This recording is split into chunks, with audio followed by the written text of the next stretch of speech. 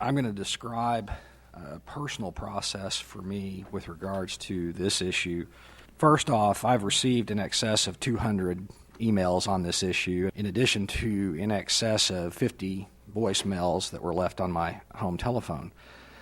I can easily say that the overwhelming majority of those correspondences and communications were opposed to this proposition.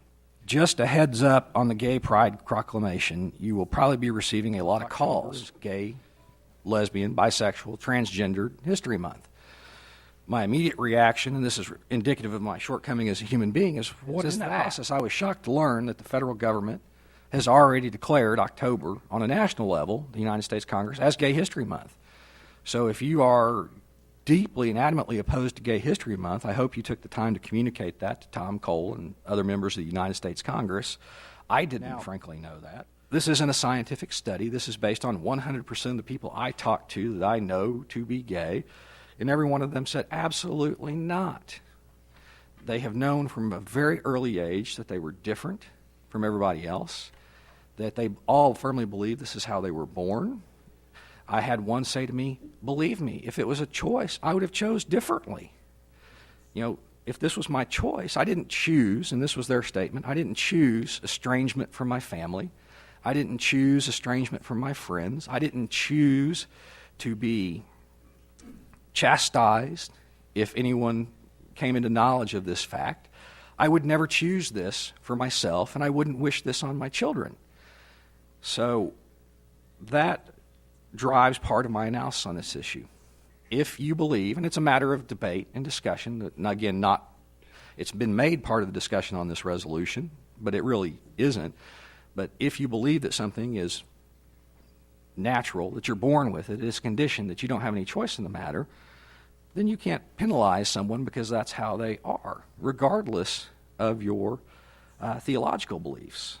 We are not going to put rainbow banners on every light post on Main Street. The issue of recruitment and the statement that people are recruited into the lifestyle, frankly, and I will say it and I will make a lot of people mad, that is absolutely the most ignorant sort of fear-mongering that you can imagine. That it's dangerous to families and children.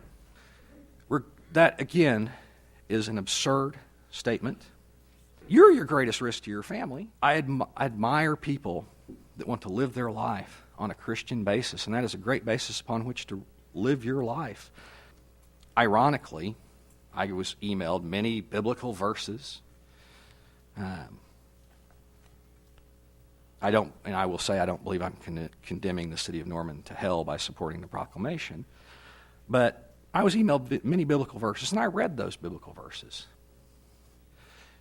I didn't see the word homosexuality referenced in any of them, that this is the first step on a slippery slope. I'm not sure what that slippery slope is. I know what it is feared to be.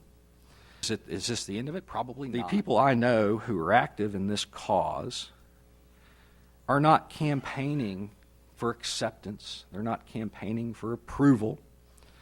They're campaigning for equal treatment under the law that the rest of us enjoy and take for granted. And if you disagree, I challenge you, if you are a man, get another buddy of yours and go out to the mall and hold his hand and walk through the mall holding his hand, or put your arm around him and see how you're treated if you get from one side of the mall to the other. Am I going to stand by my convictions? Am I going to do what I believe to be right and appropriate? Or am I going to bend to the mob? Am I going to bow to the mob? I am going to approve this proclamation, and if that gets me bounced off this council and back as a private citizen, I accept that. That is how this process works.